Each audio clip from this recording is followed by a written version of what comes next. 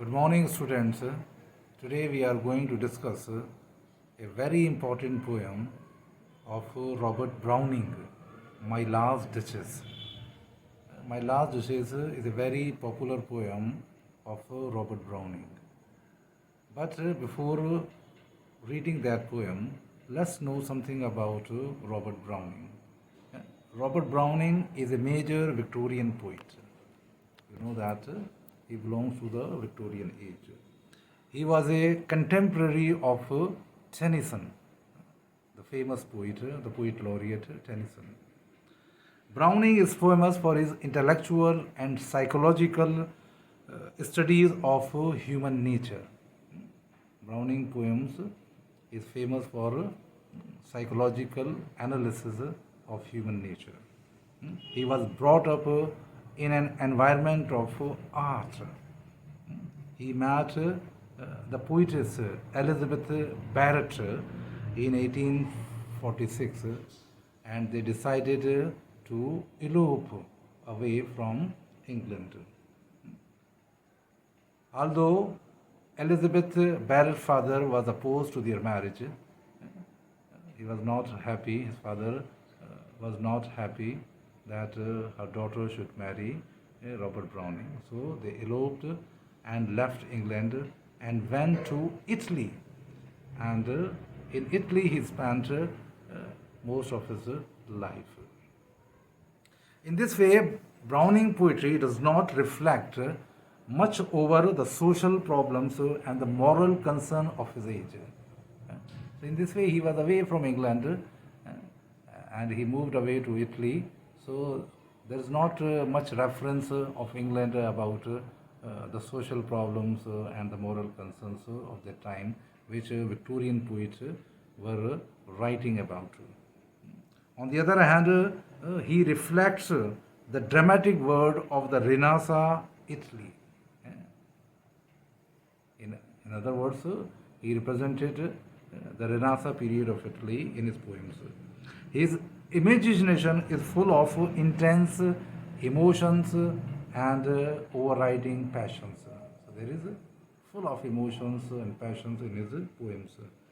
Browning also moves away from the subjective expression of romantic poetry. Like the Romantics, whose poetry was subjective, the Robert Browning poetry is not subjective, rather it is an objective analysis of the situation. He has multiple voices to create interesting and fascinating character. He has created a very fascinating and very deep analysis of characters in his poems. That's why that Browning poems does not become very popular during his lifetime. There were many reasons why he did not become a popular poet in his lifetime, because of his obscure thought, very complex thought, and compressed speech. His style was also very compressed, very sophisticated, and his ideas were also very obscure, very absurd ideas. He wrote poems on a very new subjects which were not acceptable at the time in society. The readers were unable to interpret his poems. So there is also a problem that readers were not able to understand, to comprehend his poems. But there is one thing, Robert Browning poetry is full of optimism. It is full of hope. It rests on his concept of love, his faith in religion, and realistic assessment of success and failure. This main thing that he has realistically analyzed the realistic assessment of success and failure. He has used dramatic monologue to its perfection. The term dramatic monologue is associated with Robert Browning. So he perfected this poem in order to reveal the psychological aspects of human nature. Through this technique, he has disclosed, he has analyzed, he has revealed to the mankind the psychological aspects of human nature. So this is the introduction of Robert Browning poem My Last Duchess. Now look at My Last Duchess, the poem. My Last Duchess, the poem My Last Duchess, is a perfect example of a dramatic monologue. The speaker is an Italian duke of Renaissance period.